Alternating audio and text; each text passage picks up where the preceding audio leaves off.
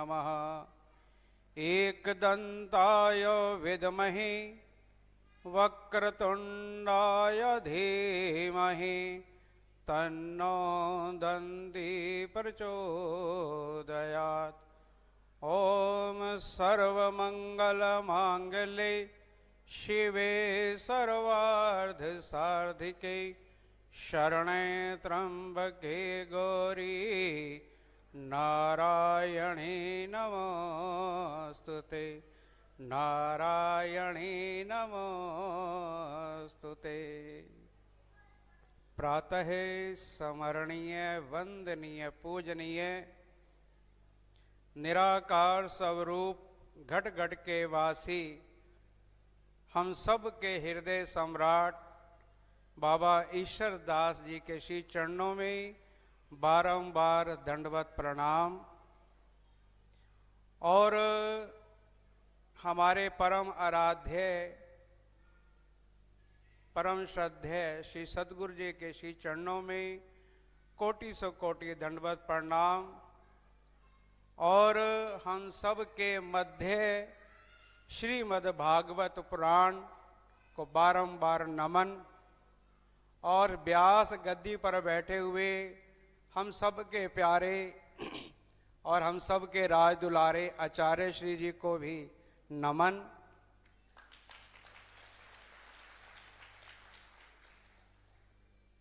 बाबा ईश्वर दास जी के इस प्रांगण में आए हुए सभी बाबा जी के प्यारे और सभी राज दुलारों को साधुवाद, अभिनंदन और स्वागत।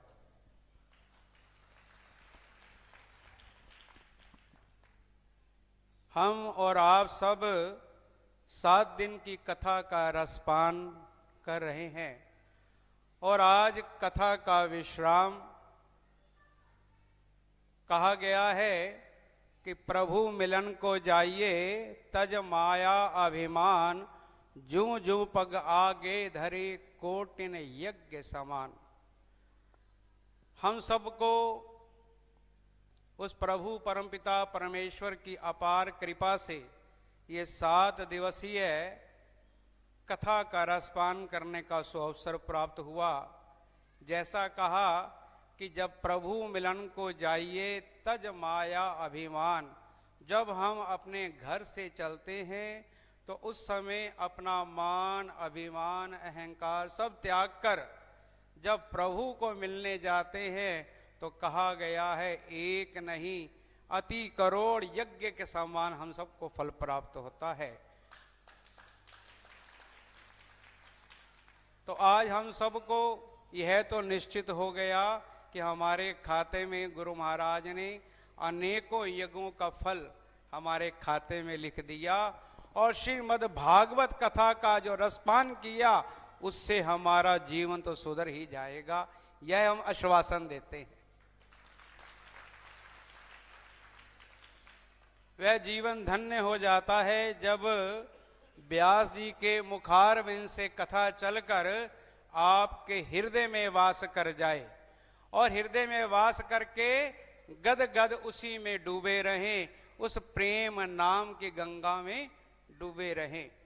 जैसा एक दृष्टांत है बड़ा ही प्यारा कि एक भक्त था, वह वृंदावन गया और जाकर उसने अपने प्रभु को पाने के लिए अनेकों यत्न किए और ढूंढता फिरता है और गाता फिरता रहता है कि मुझे मेरे गोविंद मिला दो, मुझे मेरे गोविंद मिला। श्री कृष्ण गोविंद हरे मुरारी, हे नाथ नारायण वासुदेव। श्री कृष्ण गोविंद हरे मुरारे, हे नाथ नारायण वासुदेव। श्री कृष्ण गोविंद हरे मुरारी, हे नाथ नारायण वासुदेवा। श्री कृष्ण गोविंद हरे मुरारे, हे नाथ नारायण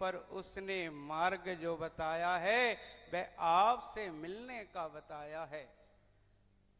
तो ठाकुर जी जाते हैं और जाकर उस भक्त को कहते हैं आंखें खोलो। तो कहता है आंखें तो मैं तब खोलूंगा जब मेरे गुरुदेव को आप बुलाओगे। अगर मेरे गुरुदेव मुझे कहेंगे कि आंखें खोलो तो तब मैं आंखें खोल के आपका दर्शन पाऊंगा।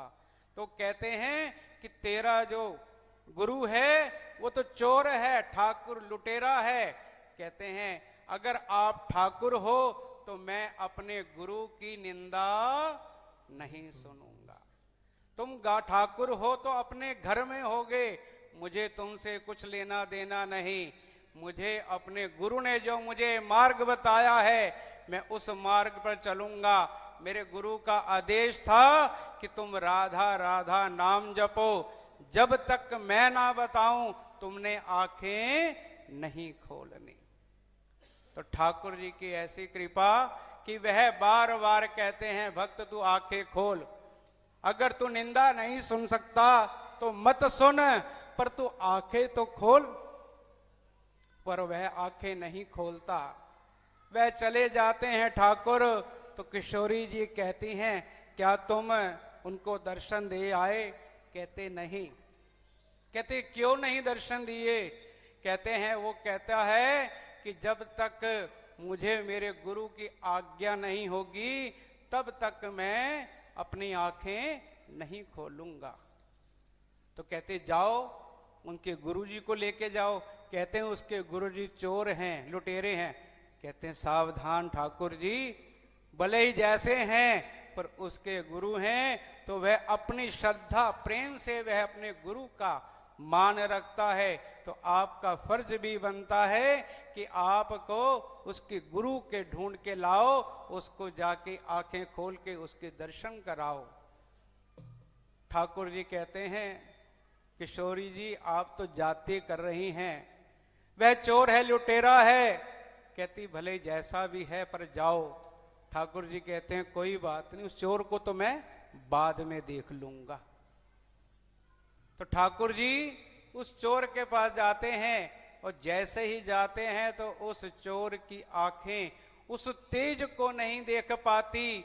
और जब ठाकुर जी उस अपने तेज को वहीं से थोड़ा सा मध्यम कर देते हैं और कहते हैं कि हे चल मेरे साथ। वह भक्त जमुना जी में खड़ा होके ठुठर रहा है, तड़फ रहा है दर्शनों के लिए। तो कहता है कि मैं तो नहीं चलूंगा। कहते क्यों? क्योंकि आप दर्शन देने मुझे आए हो पर मेरी पत्नी सो रही है, इसको भी दर्शन दो। कहते हैं चल चल जल्दी कर, वो विलंब हो रहा है। कहते मैं तो नहीं जाऊंगा। ठाकुर जी कहते अच्छा चलो उठाओ पत्नी को। पत्नी को भी दर्शन देते हैं और फिर अपने परिवार को भी दर्शन देते हैं। ठाकुर जी कहते हैं चलो भैया। तो ठाकुर जी के साथ वह जाते हैं और वहीं पर तेज पुंज जब प्रकट होता है तो वह भक्त कहता है कि आज यह चंदन की महक आ रही है, यह सुगंध आ रही है उस तेज की। तो राधा राधा राधा नाम जप रहा है। तो ठाकुर जी कहते हैं आंखें खोलो। तो कहता है कि नहीं मेरे गुरुदेव को लेकर आओ। तो कहते हैं भैया तो इसको आंखें खोलने का आदेश दे। तो जब वो आंखें खोलते हैं तो ठाकुर जी उस भक्त का आलिंगन करके उसको प्यार देते हैं। जब प्यार देते हैं तो वह चोर भी खड़ा है। कहता है ठाकुर जी ये तो बड़ी विचित्र बात है, इसको मार्ग बताने वाला मैं, इसने जप किया और आप इसका हृदय से आलिंगन कर रहे हैं। क्या मैंने कोई पाप किया है? क्या मुझे दूर रखोगे? तो ठाकुर जी उसका भी आलिंगन करते हैं। कहने का भाव कि इसके पीछे क्या रहस्य था कि बुरे हैं भले हैं किसके लिए? हमारी दृष्टि पड़ती है कि हमारे गुरु ने जो हमें ज्ञान दिया, गुरु तो पूर्ण रूप से ज्ञान देता है पर एक शिष्य जो है पूर्ण रूप से ज्ञान को प्राप्त नहीं कर पाता। हमने अनेकों कथाओं का रसपान किया, अनेकों बार हमने बार बार जन्म लिया। क्यों लिया? कि हमारा जीवन सुधर जाए, हमारे जीवन का कोई मार्ग प्रशस्त हो जाए। तो उसके पीछे क्या रहस्य था? वो चोर कौन था? वह स्वयं व्यास जी थे, जिन्होंने उस चोर का, उस भक्त का उद्धार करने के लिए, क्योंकि वह भक्त गलियों में मारा मारा फिर रहा था, एक लीला रचने के लिए प्रभु ने किसको माध्यम बनाया? व्यास जी को। व्यास कौन? स्वयं गुरुदेव थे, जिसकी हम अनेकों बार कथा व्यास गद्दी से हम सुनते हैं कि प्रभु की लीलाएं अनेकों हैं। अनेकों लीलाओं का एक ही माध्यम कि अपने जीवन को हम सुधार लें। हमारा जीवन कब सुधरेगा? जब हमारे मन से ईर्ष्या दूर होगी, जब हमारे मन में केवल और केवल भक्ति होगी, और जब हमारे जीवन में इस कथा का रसपान, जीवनता, पूर्णता उतर जाएगा, तभी हमारा जीवन सफल होगा। बोलो बांके बिहारी ओ गोविंद राधे, गोविंद राधे, गोविंद राधे, गोविंद राधे, गोविंद राधे, गोविंद राधे, गोविंद राधे, गोविंद राधे, गोविंद राधे, गोविंद राधे, गोविंद राधे, गोविंद राधे, गोविंद राधे, गोविंद राधे, गोविंद राधे,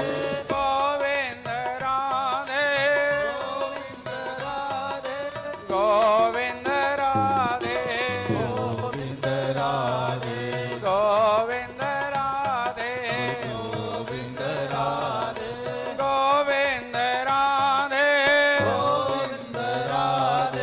गोविंद राधे, गोविंद राधे, गोविंद राधे, गोविंद राधे, गोविंद राधे, गोविंद राधे। बोलिए बांके बिहारी लाल की, बाबा ईश्वरदास जी महाराज की जय। हम सभी ने 7 दिन की कथा का रसपान किया, और तहे दिल से धन्यवाद हूँ बाबा ईश्वरदास जी के सभी कृपा पात्र सभी सेवादारों से, कि जिन्होंने इस दास की झोली में यह सेवा डाली, और यह तकरीबन 5 वर्षों से सेवा चल रही है, और 4 कथाओं में आने का शुभ लाभ प्राप्त हुआ। गत वर्ष जो कथा थी, उस कथा में केवल क्षण मात्र के लिए हमारी हाजिरी लगी, क्योंकि हमारा जो दूसरा स्थान है अलावलपुर में, उस मंदिर का जीर्णोद्धार का कार्य चल रहा था, और वहां पर महादेव जी की स्थापना करनी थी, जिसके लिए वो समय निश्चित हुआ था कि नर्मदा जी के नदी से उस महादेव जी के स्वरूप को लेके आना है। तो पिछली कथा में पूर्ण रूप से हम नहीं हो पाए, उसके लिए हम सभी से क्षमा याचना करते हैं। और इस दास से जाने अनजाने में 7 दिन में आने में और जाने में कोई अपराध हो गया हो, तो उसके लिए भी क्षमा याचना है।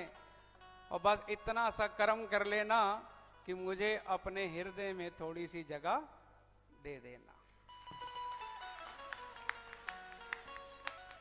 सभी पदाधिकारियों का बहुत बहुत धन्यवाद, बहुत बहुत शुक्राना। और बाबा ईश्वरदास जी हम सब की सेवा को यूं ही सिद्ध और सार्थक करते रहें। हम बाबा जी की सेवा में यूं ही उपस्थित होते रहें और यूं ही उन सब का गुणगान गाते रहें।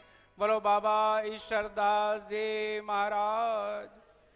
सत्य सनातन धर्म की जय। बोलो जयकारा, बोलो मेरे श्री गुरु महाराज की जय। श्रीमद् भागवत महापुराण की जय। श्री आचार्य श्री जी की। जय। कहते हैं कि विश्राम करने का दिल तो नहीं कर रहा, शब्दावली तो इतनी है कि कंठ रोकना चाहूं तो भी रुक नहीं रहा। एक सुंदर सा भाव है, सभी ने गाना है। ओ नन्ना सा फूल हूं मैं, चरणों की धूल हूं मैं, चरणों की धूल हूँ मैं। नन्ना सा फूल हूं मैं, चरणों की धूल हूं मैं, नन्हा सा फूल हूँ मैं, चरणों की धूल हूँ मैं। आया हूं मैं तो तेरे द्वार, गुरु जी मेरी सेवा करो स्वीकार, गुरु जी मेरी सेवा करो स्वीकार। नन्ना सा फूल हूं मैं, चरणों की धूल हूं मैं, नन्हा सा फूल हूँ मैं, चरणों की धूल हूँ मैं।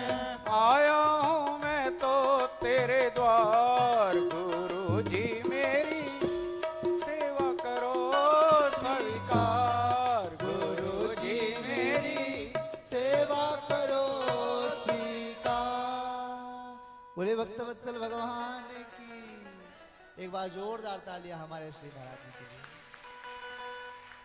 आप